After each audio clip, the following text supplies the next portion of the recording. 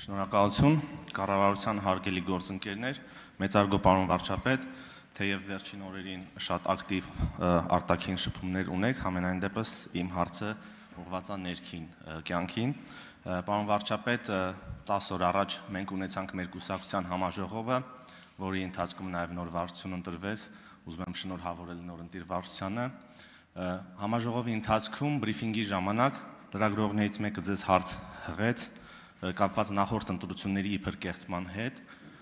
եւ որին ի պատասխան դուք պատասխանեցիք, ես հիմա ուզում եմ ձեզանից մեջ բերել, ներողություն եմ խնդրում,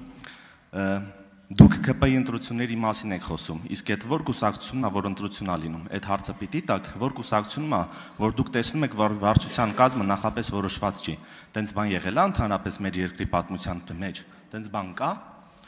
եւ իսկապես համաձայն լինելով այս մտքի հետ, որ մյուս կուսակցությունները Հայաստանում գործող բացարձակապես չունեն ներքին ժողովրդավարություն եւ գուցե նաեւ քաղաքացիական պայմանագրի հաջողության գրավականներից է հենց ներքին ժողովրդավարությունը, որ դեռևս էլի կատարելագործման տեղ ունի, իմ հարցը ավելի շատ ուղղված է այս ուրեմն բանին, տեսեք մյուս կուսակցությունները, որ չունեն այդ ներքին ժողովրդավարությունը, մենք որպես կառավարող ուժ, որպես երկրի զարգացման թիվ 1 պատասխանատու այսօր, արդյոք պետք է նաև ջանքեր գործադրենք, որպեսզի նաև մյուս կուսակցությունների դեպքում, այսինքն առհասարակ քաղաքական դաշտը առողջանա եւ լինի ներքին ժողովրդավարություն, արդյոք պետք է նման համակարգ, իրավական համակարգ ներդրվի, որպեսզի մյուսները նույնպես պարտավոր լինել ներքին ժողովրդավար։ Շնորհակալություն։ Նիկոլ Փաշինյան, Հայաստանի Հանրապետության վարչապետ կպատասխանի հարցին, խնդրեմ։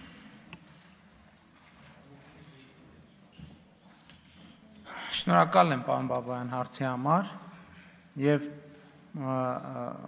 խնդիրն այն է, որ մենք երբ որ հիմնադրվել է մեր կուսակցությունը, այս նույն process-ը եղել է միշտ է եղել։ Բայց կուսակցությունը ինչքան մեծացել է, այնքան անկանխատեսելի իրադրությունները շատացել են, որովհետև 1000 ու մի նրբություն կա, ուրիշ բան, երբ որ քվեարկությանը մասնակցում է 200 հոգի, ուրիշ բան է, երբ որ քվեարկությանը մասնակցում է 900 հոգի, եւ այդ ընտրությունների կեղծման եւ չգիտեմ մենք էլ ենք տոն տալիս այդպիսի բաներին, որովհետև ռեյտինգային քվեարկության արդյունքում ընտրվածների 80%-ի դեպքում հարց չի եղել, թե չէր էլ կարող լինել այդ ընտրության արդյունքը արտահայտումա, թե չի արտահայտում, ինչքան ձայները մոտենում են իրար, այդքան հարցեր կարան առաջանան եւ դա զարգացում է։ Ես ձեզ ավելին ասեմ,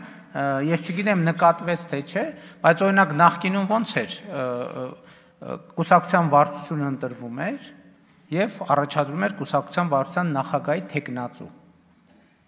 որին կամ վարչությունն էր ընտրում նախագահ վարչության կամ համաժողովը։ Հիմա մենք ըստ էության նոր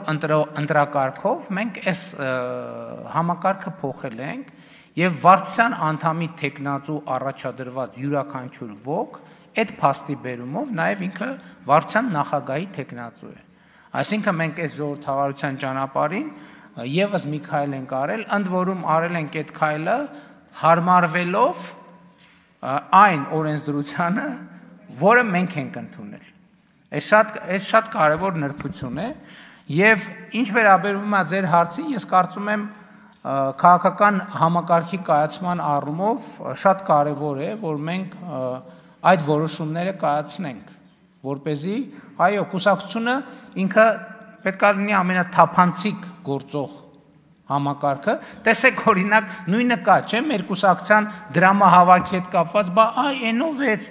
այն մեկը կարմիր գլխարկով էր, բա այն մյուսնով էր, հələ մի րոպե այնտեղ մուկ ապակիներով մի հատ ավտո կանգնեց։ Իսկ կներեք, ու ոչ մեկին չի հետաքրքրում, բա մյուս կուսակցությունները որտեղից են ֆինանսավորվում։ Չկա ընդհանրապես այդ հարցը, հասկանում եք։ Ով է ֆինանսավորում այդ կուսակցությունները, ինչ աղբյուրներից է ֆինանսավորում։ Եվ հասկանում մեր թափանցիկությունը օգտագործվում է մեր դեմ։ Ես Եվրոպայի խորհրդի խորհրդանական վեաժողովում Այդ մի քանի օրինակ բերես, բայց սա էլ այն դեպքը, որ ժողովրդավարությունը օգտագործվում է ժողովրդավարության դեմ։ Կուսակցություններ, Հայաստանի կուսակցությունների 90%-ով վարչության կազմը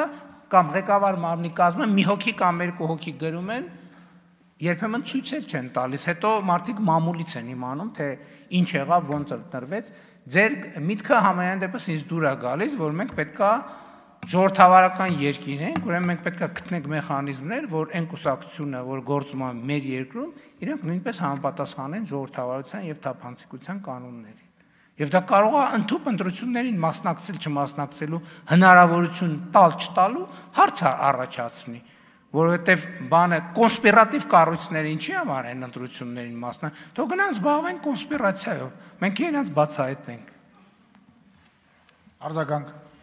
Շնորհակալություն, անկեղծ ասած, այս միտքը ես բազմիցս տարբեր գործընկերների հետ քննարկել եմ եւ տարբեր փաստարկներ, խոչընդոտներ լսել եմ, թե ինչպես կարող է դա չաշխատել, բայց ես կարծում եմ, որ այո, համաժողովների ժամանակ ղեկավար կազմի ընտրությունը, ընտրություններից ընդառաջ նախընտրական ցուցակի ընտրությունը, ինչպես նաեւ լրագրողների ներկայությամբ այդ ամեն ինչի տեղի ունենալը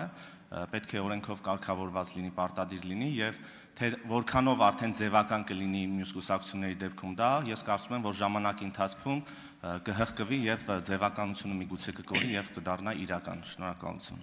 Այստեղ ես կարծում եմ, որ մենք էլի սերտ պետք է խորհրդակցենք Եվրոպայի խորհրդի, Վենետիկի հանձնաժողովի եւ փորձենք լավագույն պրակտիկաներ աշխարհում գոյություն ունեցող բերել, կամ եթե չկան մեր պրակտիկաները կիսենք, տեսնենք թե լավագույն պրակտիկաների դիտանկյունից դա ինչպես է երևում, բայց ես դա կարծում եմ ինչ որ դուք ասում եք, ինքը բավականին հասունացած հարց է, որովհետև էլի եմ ասում, բոլորն ասում են, ՀՊ-ի ընտրություններում են քվեաթերթիկը տեսակ ինչ էր նկարած այդ քվեաթերթիկների վրա, ու ամիսներով հանրությունը քննարկում է սոցիալական ցանցերը, թե այն ՀՊ-ի քվեաթերթիկի վրա տեսակ ինչ էր նկարած, ոչ մեկ չի հարցնում, բա մի րոպե այս երկրում ուրիշ կուսակցություն չկա, բայց իրենց քվեաթերթիկներն ուր է, մի հատ տեսնենք, իրանց քվեաթերթիկի վրա ինչ որ բան իրանք ընդհանրապես ունեն քվեաթերթիկ, թե չունեն։ Հենց այս ամբողջ խնդիրը, որ մյուսները քվեաթերթիկ չունեն էլ։ Հասունացած թեմա է, կարծում եմ Արդարադատության նախարարությունը, խորհրդարանական գործընկերները Եվրոպայի խորհրդի հետ աշխատեն եւ տեսնենք, թե ինչ լուծումներ կարող ենք ունենալ։ Շնորհակալ եմ։